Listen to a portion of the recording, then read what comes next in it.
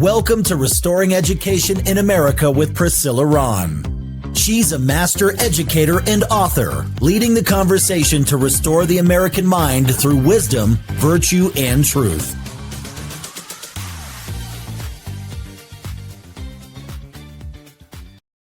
Well, hello, everybody. Welcome back to Restoring Education in America.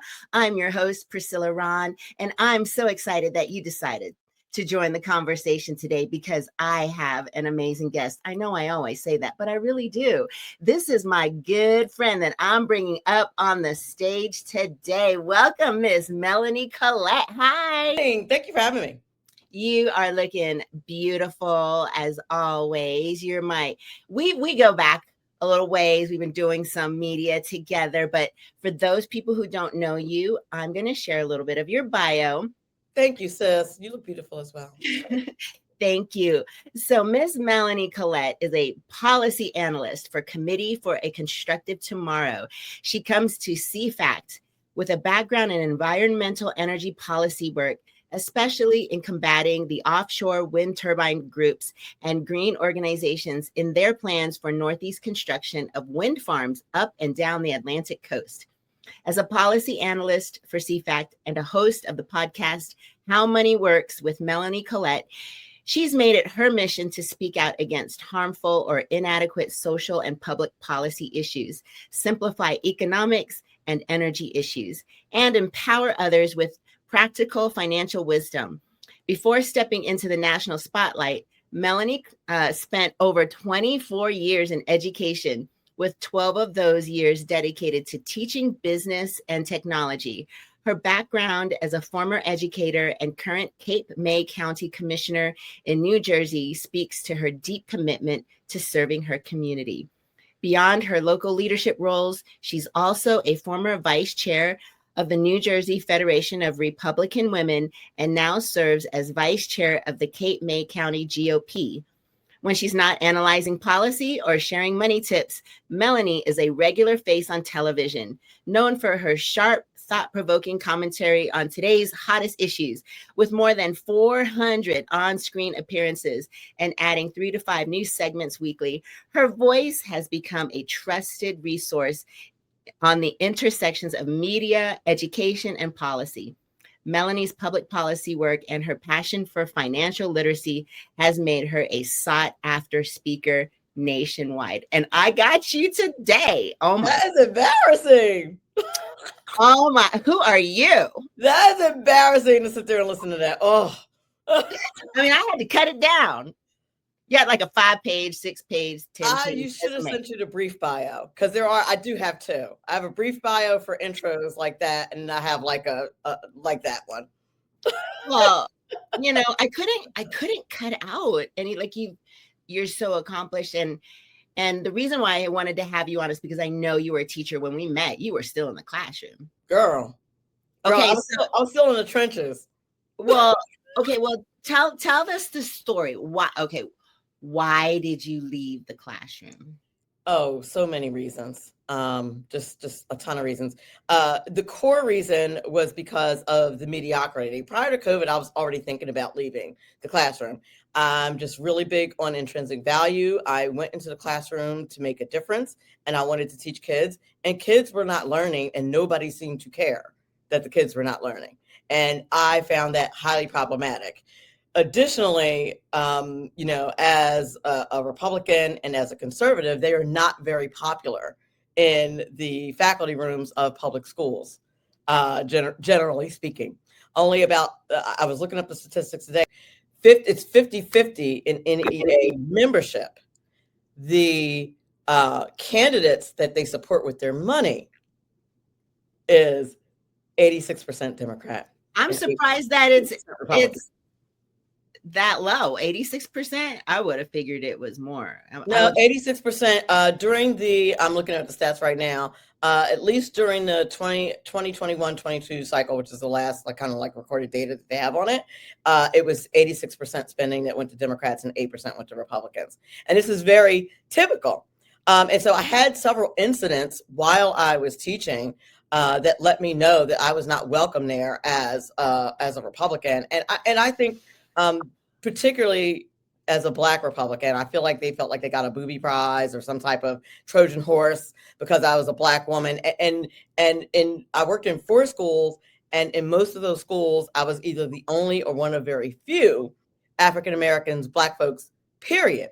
So they really, really did not like me. And then on top of that, I'm a vocal one. So they didn't like that. They just like all the stuff and the things they didn't like. And then when they would say crazy things, like during our professional development, I would raise my hand and say, absolutely not. I'm not having you tell this classroom full of white folks that Black kids can't learn, that you can't grade their grammar as harshly. Like, hey, maybe we should use Ebonics. And, I kind of saw some red flags. I came in through what's called the alternate route. I was in administration. I was an executive assistant in a private school before I went into the classroom because I felt like, why should it cost $30,000 a year to get a good education? So I want to go into the front lines, go into the classroom, always with the intent on working on policy, but because I'm like, something must be wrong with the policy. So, so I went through this thing called the alternate route, which means like if you in New Jersey anyway, if you have an undergraduate degree, you can go in and take education classes. And you can become a teacher. So that's what I did. But even during that course, the things that they were teaching, specifically the race-based things, were really making me mad. And I just don't know how to not say, I'm sorry, that's unacceptable. Wow. Yeah, I know, because I don't think people realize what the professional development had turned into, especially after the George Floyd protest and COVID hit. I mean, we started seeing the slow boil of, wait a minute, this isn't really what I would consider professional development, where you're developing master teachers. This is even we talk about indoctrination. It's indoctrination. It's indoctrination of us as educators. And you're 100% right, Melanie, that, if you're a teacher, you are just bred to be a vocal activist, period, whether you're Republican or Democrat. We're just vocal. And the fact that we are African American and conservative just elevates our voices even more because it goes against the grain. And there was a time, you remember that term BIPOC, BIPOC, yes. Black Indigenous Person of Color. They were like, oh, we've got to elevate the BIPOC voices. Well, okay, here I am. Well, they want to use your lived experiences, and diversity is their strength until you say something they don't like. And I have had several incidents. You tell me which one, if you want me to pick one, where a white cisgendered male, I want to use, the liberal speak, has looked me right in my Black face and told me I was wrong about my Black experience. Like, what? I thought we were going by people's lived experience. That I'm sitting here telling you that was not my lived experience, and you're telling me that I'm wrong. The most egregious one, and it still gets me angry when I think about it. The most egregious one was I'd gone back to a school. I'd gotten laid off, and then the position opened up. I went back to teach in a high school. At the school happened to be the school that I graduated from circa 1988. My sister graduated from, my brother graduated from. I had taught there for a couple of years. I got laid off, and a couple of years later, a position opened back up. I went back. My very first faculty meeting, new principal, granted, he inherited me. He didn't know what he was getting. It came back tenured and all, because I was tenured when I left. And in the first meeting, he's talking about how we have to be careful and mindful of our numbers as far as disciplining and writing up African-American students. And he says, we have to really be careful we have to be mindful of their environment and where they come from. I'm sorry, what? Now, understand, I'm the only full-time Black teacher in this room full of white teachers. And the reason why I keep pointing that out, and the reason why that is relevant, is because you have to understand the reason why liberals feel the way they do, infantilizing African Americans, like they do, like they tend to do in their speech and how they talk about us and how they act like we need so much help and that we're incompetent. That's because that's what they're learning. That's what they're learning when they're in school, growing up, and in high school. When they go to college, they get re-indoctrinated, and then it's reinforced when they go back into teaching. So I am livid, furious. Okay, yeah, furious. I leave the meeting. I'm on fire. I give myself 24 hours. before I email this man and tell him, like, what? So I did. The next day, I emailed him and I was like, sir, you said this. And I was hoping that if he saw it in writing, he would realize the error of his ways. But instead, he chose to retaliate. That's what he chose to do. So for the next 3 days, I was coming to his office. Oh, you left 5 minutes late. It was for an emergency and there were no administrators around. I asked his assistant if I could leave.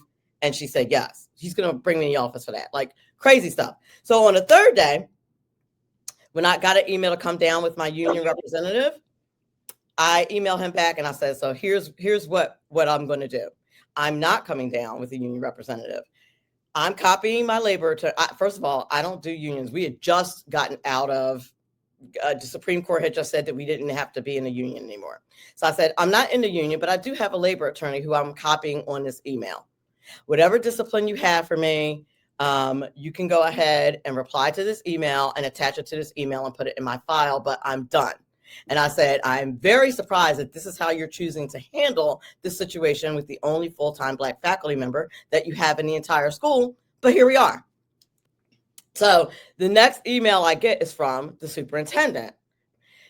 So the next email I get is from the superintendent who asked me to come to his office. Would you be available to meet with me on Monday? Most certainly. Sure. Yeah. So I did. And he's like, Melanie, like what's going on? Like I saw the email that you sent. I'm not going to say names. I'm going to be nice because these folks are still in the game. So he's like, what's up with the email? Like, why did you say that? You could have just talked to him. You didn't have to put it in writing. I'm like, number one, I'm a business teacher. What do I look like? Have you ever seen an episode of Judge Judy? What do I look like not putting it in writing? And also, that's why I do attorney, sir. Got to put stuff in writing. I'm a business teacher. Of course I put it in writing. I definitely needed to put it in writing. But here's the worst part. He said, the way I understand it, the principal was advocating for African-American students. I said, yes, that's the problem. That's the issue that I have. I said, because the way I see it is, the way I heard it was, don't write African-American kids up when they misbehave because their environments are such that they can't control themselves. They're incapable of behaving themselves. So we're just going to have to let that go. I said, and quite frankly, and you wonder, that one thing leads to another. If that lack of respect is not being addressed at home and it's not being addressed in school, then how do you think respect for authority is going to go when they get into the workplace? And that's part of our jobs as teachers. So this man is going to tell me that I'm wrong because of the data. And I was like, I've been in this Black skin for over 40 years, sir. I went to that school. I teach at that school. I said, and that has not been my lived experience. I thought diversity was a thing. What are we doing? Now, this was like 10 years ago. And he was like, well, we're going to have to agree to disagree. And I was like, well, that's certainly fine. We could do that. And he was like, next time you can just go talk to him. And I'm like, no, because he chose to retaliate like a child. Instead of, now, the last time I was in that school, I brought to a principal's attention that we were looking at some state data and they literally had African-American kids. We look at testing data in the same category as special ed, like melanin, like on the chart, like melanin is some kind of disability. Oh my goodness. And I went to his office afterward and I said, sir, why are the Black kids in the same category with special ed? What are we doing? I said, I find it highly insulting the way that was presented. And you know what that principal said? Mr. Folletta, shout out to Mr. Folletta. I'm gonna say his name because I'm saying something positive. But shout out to Mr. Folletta for saying like, I never looked at it that way. Which is what the whole diversity thing was supposed to be about, right? People's lived experiences, not getting upset when a person of color says, I really don't appreciate the way you're articulating that. And you're told, as you know, you're told things like, you have to let their grade half of their assignments. The fact that it's even color-based at all is ridiculous. If you're just tuning in, Melanie Collette is my guest. She is a policy analyst for CFACT and former teacher, and she's bringing the tea right now. You want to know why? I want to address this before we finish for sure, because in the news here recently, they've been talking about how kids can't do math, kids can't read, this, that, and the other. I don't think people know about the grading safety net. And I want to say this thing very loudly and very clearly. It's not the teachers that make the rules. The teachers are forced to go by the rules. Now, are many teachers card carrying leftists? Absolutely, for sure. At least half, right? 50% of the NEA is the Democrat, 50% Republican. But we don't make the rules. It's the legislators. It's really the feds and the state governments that make the rules. And what they do is they hold the money over the heads of school boards and force them to do these things. And I'll give you a quick story and a quick example. In one school that I was in, the first time I handed in grades, I had one kid who had like a 5%. For the marking period. And if you understand math and cumulative grading, that this was an average. And that's going to be very important in what I'm about to say next. Another one of my students had 101 average for the marking period. You have to, in most schools, you have to turn in your grades to your supervisor so they can verify your grades. I got a note back on my grades that said, "Dear Ms. Collette, we have a grading floor and a grading ceiling. So you're going to have to give the student that had a 5%, because I think he only took the test and did no other work.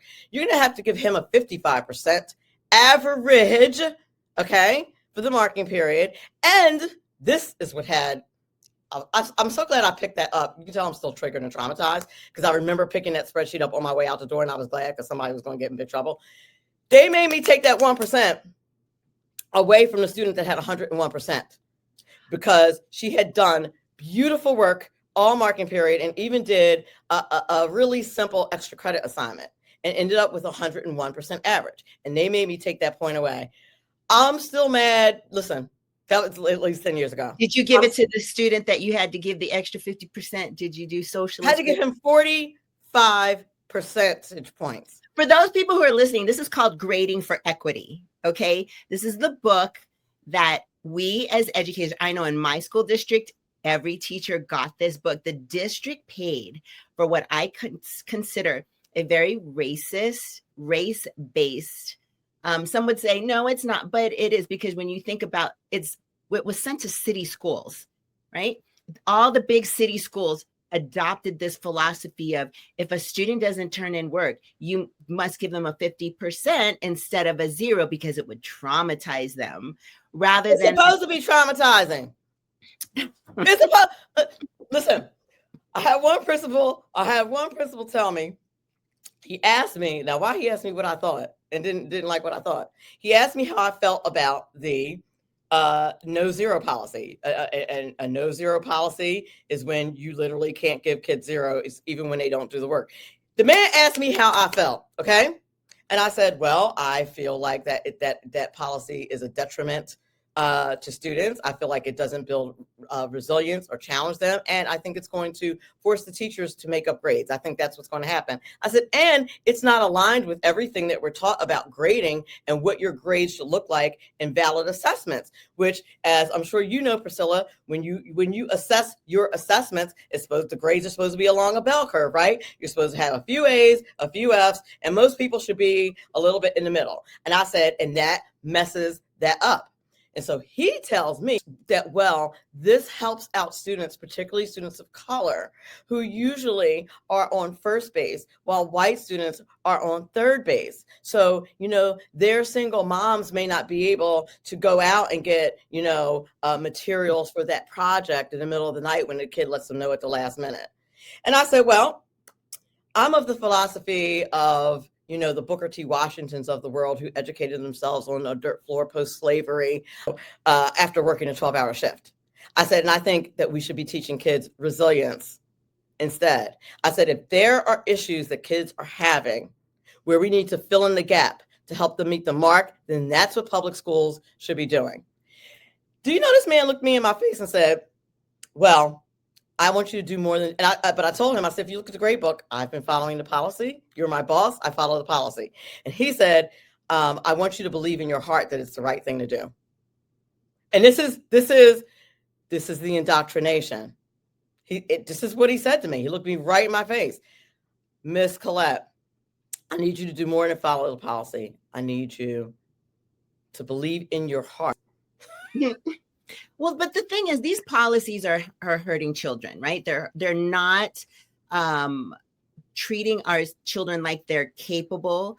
We're looking at them with a deficit mindset when we say, oh, these kids can't, we automatically just assume that they're not able or capable to do the work. Now, it's a lot harder for us as teachers to say, why didn't you turn in your work? Do you need extra time? Do you need more information? Did something happen? You know, I can give you an extension, versus saying, oh, you didn't turn in the work, I'll just give you a 50% and I'm going to move on, even if you don't understand the content, you know. So it makes educators very lazy, and it perpetuates a perception that, depending on your skin color, we're just going to assume that you can't, and I have to do for you.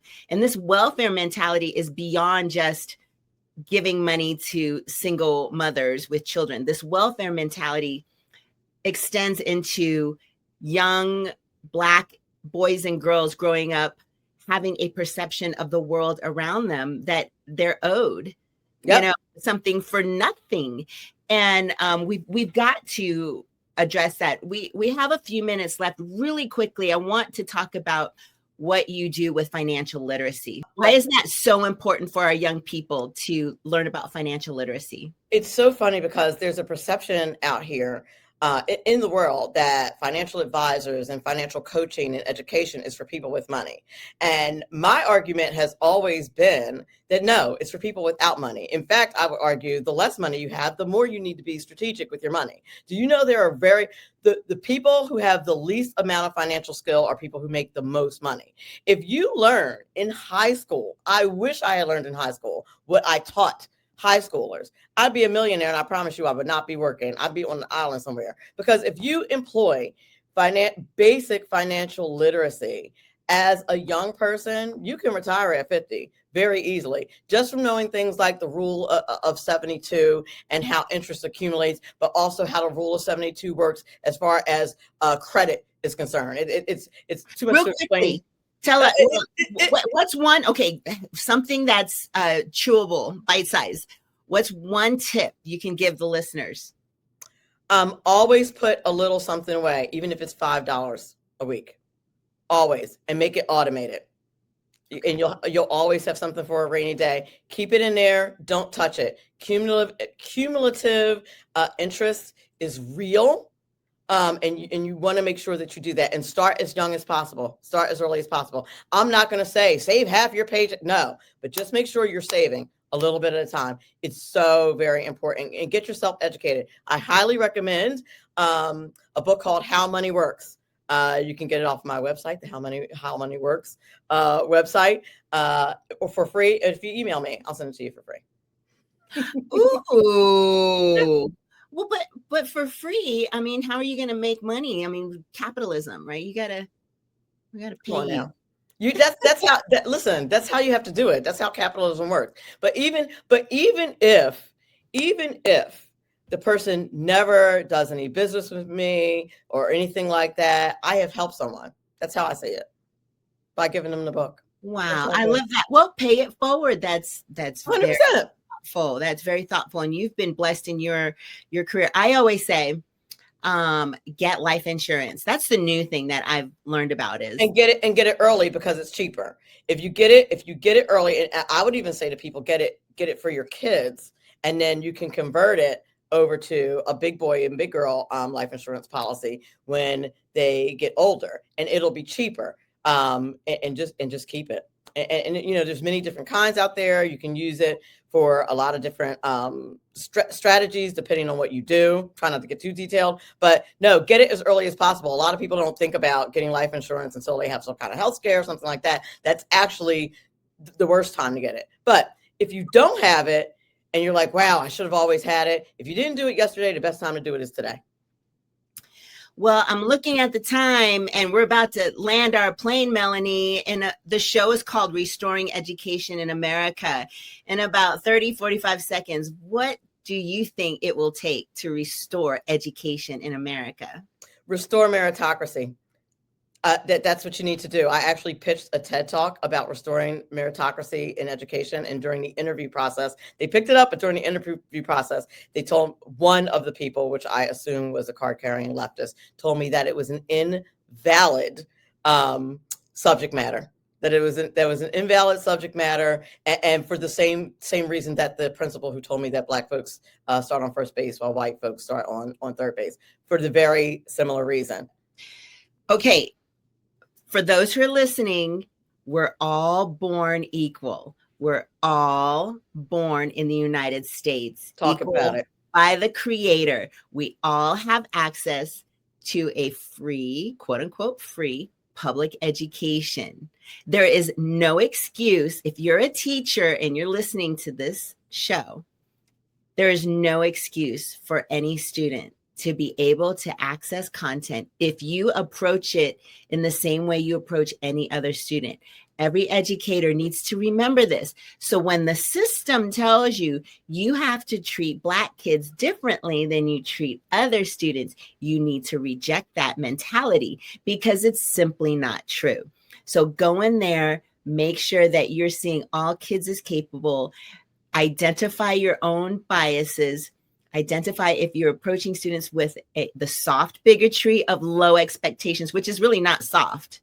It's like, it's heavy. It's heavy and it's too much, and kids know it and they pick up on it. By the time they're in third grade, they know how their teachers view them. Okay. So it's okay to be tough on them. So Melanie, where can people find you? Where can they find your book?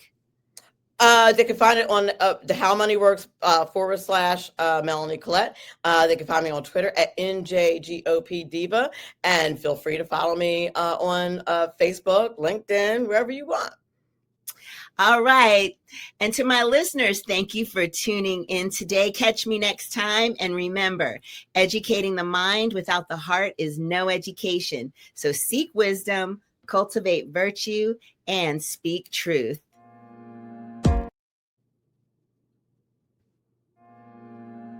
Thanks for tuning in to Restoring Education in America with Priscilla Ron. Visit PriscillaRon.com to connect or learn how you can sponsor future episodes to keep this message of faith, freedom, and education on the air.